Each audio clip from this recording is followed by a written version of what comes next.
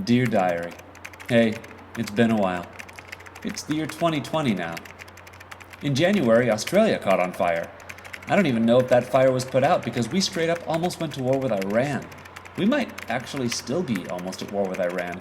I don't know because Jen Aniston and Brad Pitt spoke to one another at an award show and everybody flipped out. But then there was a thing happening in China. Then Prince Harry and Meghan pieced out of the royal family, and there was the whole impeachment trial, and then coronavirus showed up in the US officially. But then Kobe died and the UK pieced out of the European Union.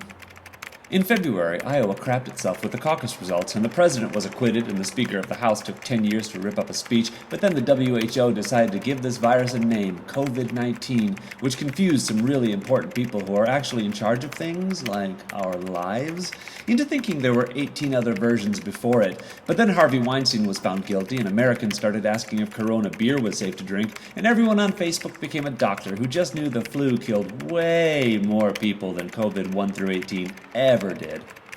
In March, shit hit the fan. Warren dropped out of the presidential race, and Sanders was like, Bernie or bust. But then Italy shut itself down, and then COVID not 1 through 18 officially became what everyone already knew it was, a pandemic. And then a nationwide state of emergency was declared in the US, but it didn't really change anything, so everyone was confused or thought it was still just the flu. But then COVID not 18 was like, y'all not taking me seriously? I'm gonna infect the one celebrity everyone loves, and totally infected Tom Hanks. But then the Dow took a shit on itself, and most of us still don't understand why the stock market is so important or even a thing.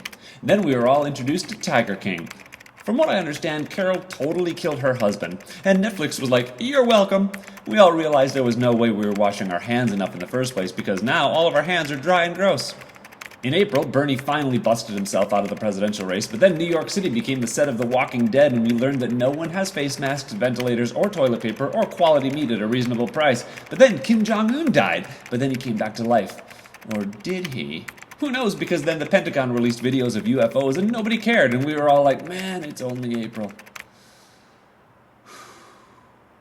In May, the biblical end times kicked off historical locust swarms, and then we learned of murder hornets and realized that 2020 was the start of the Hunger Games, but people forgot to let us know. And then people legit protested lockdown measures with AR-15s, and then sports events were canceled everywhere. But then people all over America finally reached a breaking point with race issues and violence. There were protests in every city, but then people forgot about the pandemic, COVID not 1 through 18. Media struggled on how to focus on two important things at once. But then people in general struggle to focus on more than one important thing. And a dead whale was found in the middle of the Amazon rainforest after monkeys stole COVID 1 through 19 from a lab and ran off with them. It was either in May or April, no one's keeping track of time now, that a giant asteroid nearly missed Earth. In June, science and common sense just got thrown straight out the window, and somehow wearing masks became a political thing. But then a whole lot of people realized the South actually lost the Civil War, and there are large numbers of people who feel that statues they don't even know the names of are needed for history reasons. And then everyone sort of remembered there was a pandemic, and then decided that not wearing a mask was somehow a God-given right. Still haven't found that part in the Bible or even in the Constitution. Then scientists announced they found a mysterious undiscovered mass at the center of the Earth, and everyone was like, don't you dare touch it. But then everyone took a pause to realize that people actually believed Gone with the Wind was like nonfiction. They think it's a documentary, y'all.